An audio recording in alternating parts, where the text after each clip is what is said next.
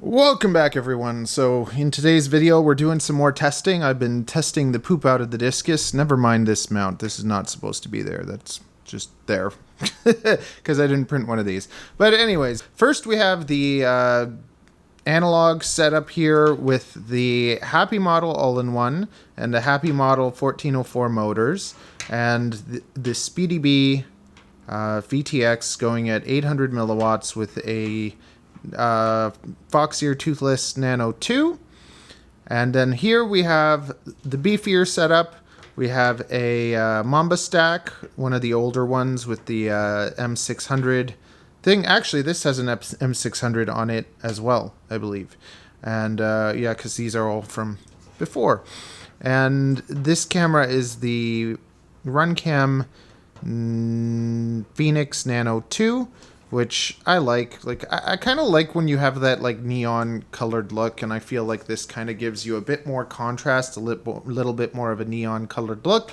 And then this one, maybe more realistic, but I actually think that I like the Runcam Nano camera more. And then when it comes to the VTXs, they're both on full power. There's a Nano Pro 32 in here, and there's the Speedy Bee TX800. The Speedy Bee TX800 has kind of frustrated me a lot because first it was difficult to figure out how to unlock, and then setting it up, even though it's hooked up to the flight controller and everything properly, I can't change it with smart audio. I change it with smart audio and it still goes back to 25 milliwatts. Whenever I plug it in, it starts at 25 milliwatts, so I have to manually take the button and unlock it, or like I have to push down the button to basically put it into, if I hold down the button long enough, it'll go to 800 milliwatts, and I know because the light tells me like it's just stays the light, so it works. But it's just something that I have to do every single time, and if I forget to do it, then it's at 25 milliwatts.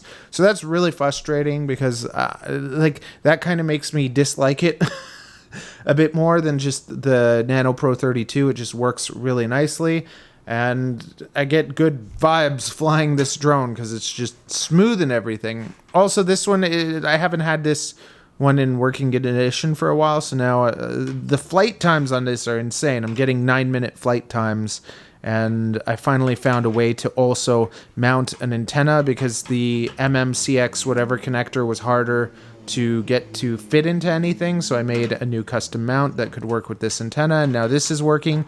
Also, I couldn't put it into stack because it wouldn't line up, so I had to I put some double-sided tape underneath and then strapped it on, and now it works with the antenna. But it just took a little bit of fiddling to do. Still, we have 18 millimeter standoffs, and look, there's still like nice amount of room for airflow and everything, and it's not directly onto carbon. There's some double-sided tape there, whereas this is just kind of wrapped up and stuck in there for the Pro 32. I find that with this VTX, I'm getting kind of like purple flashes.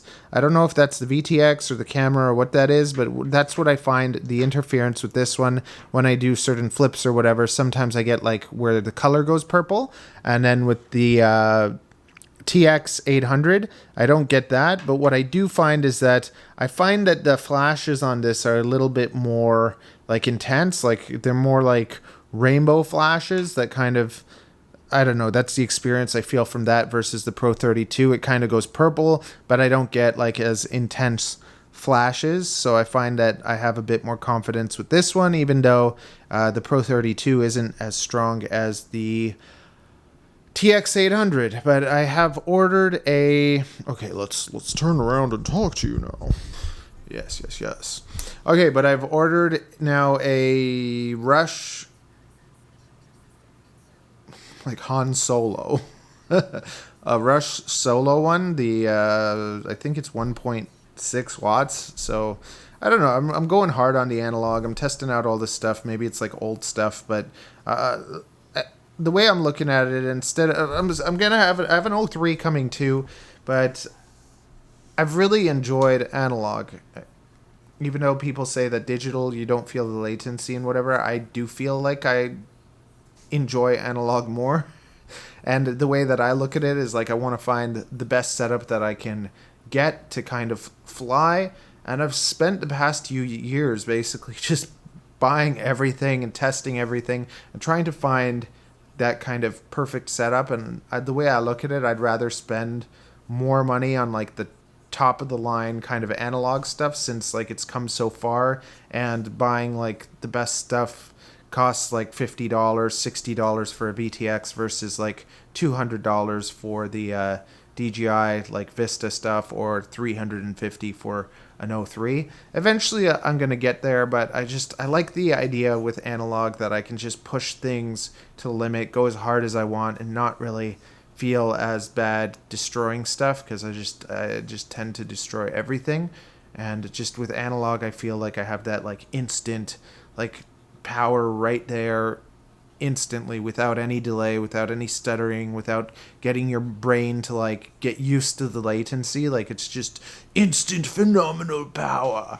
Yes. So also I'm excited to try audio, because I've never flown with audio. So it's like I'm going backwards in the game and whatever in some ways, but I don't know. Like maybe you'll find that interesting, because so many people I think are pushing for digital, and that's how that's the future and everything, and maybe it is, right? But analog's still great, and it's lots of fun, and it's instantaneous. You know, even people that play Super Smash Brothers competitively will use the old TVs, because the old TVs have less of a delay than the modern TVs, and it might be something that most people don't notice, but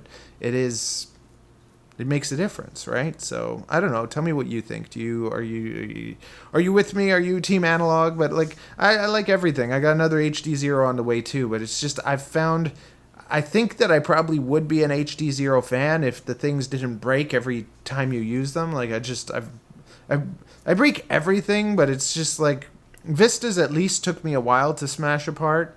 With the HD Zero stuff, I just feel like a couple smacks and that's that. So I feel worse. Like I look at it like $200 for a Vista, $100 for some sort of HD Zero thing, or $50-$60 for analog, and it's just I feel a lot better spending the money on analog, because I just feel like I get the best results out of it, and I don't feel like there's things that I can't see. Like it's not that bad. I like it. But then I'm just testing things like crazy. I'm just testing and testing and testing. So to me, I'm not getting as good of a pilot as someone that would be flying all the time and getting just better at flying. My whole philosophy has been let's just fly everything until I get that sweet moment where it's like, oh, this is perfect. This is what I like. And then once I get to that stage, that's when I'm going to start just flying like crazy and everything. But it's been intense, because I had to teach myself how to design so I could make a drone, and I still have so many other like designs in my head for things that I want to make and be able to produce. But it's hard, because everything is so expensive with shipping now. Like I just ordered some stuff and it was like $60 American just to ship some stuff over, so that's like over $100 Canadian. Everything that you buy from other companies is in American dollars, so I get hit with the conversion and then the shipping. So I don't know how FPV stores stay in business, the ones especially that have, you know, brick and mortar buildings or whatever. So you want to support those people, you probably should. And it's like I'd like to kind of be able to charge less when I think about putting my prices together for what I want to be able to offer, but it's like I can't. Like it's not worth it. Like if I'm not getting paid $100 to build a drone, I don't want to build a drone, because it's like it takes me more than an hour. It probably takes me like 2 hours to build it and then set it up in beta flight. Meanwhile, I'm a hairdresser and I charge $80 a haircut, so that's like how I look at things. I'm like, unless I'm getting $100 to build a drone, I'll just build them for myself and continue doing my own thing. But other than that, yeah, I could just make more money doing hair. But it's enjoyable. It's really fun. It's a great hobby. And I don't know. I just thought I'd share those thoughts with you. And thanks for watching. I think it's pretty awesome that we've built a channel up to like 2,000 subscribers almost, with just, you know, not so fancy content or epic scenery. And I hate stabilizing my footage and all that. So it's just a whole pile of like analog videos and whatever. Like, I know that flight videos don't get as much attention and people don't watch them as much, because it's like, who am I to think that you want to sit there and watch me fly my drone? Like, for everyone that's like doing FPV and getting into it, it's just, if you want to grow a channel, you don't actually grow a channel by posting flight videos unless you're MCK or Mr. Steel or someone. You get the most growth out of videos that help other people. So my way of kind of helping other people, I guess, is just sharing these kind of experiences. And then I love editing flight videos, so I do them anyways, even though I know they don't get the views. The most views on my channel is how to bind to a Vista. So yeah, I don't know. Yeah, thanks for stopping by. Thanks for watching me, and yeah, happy flying.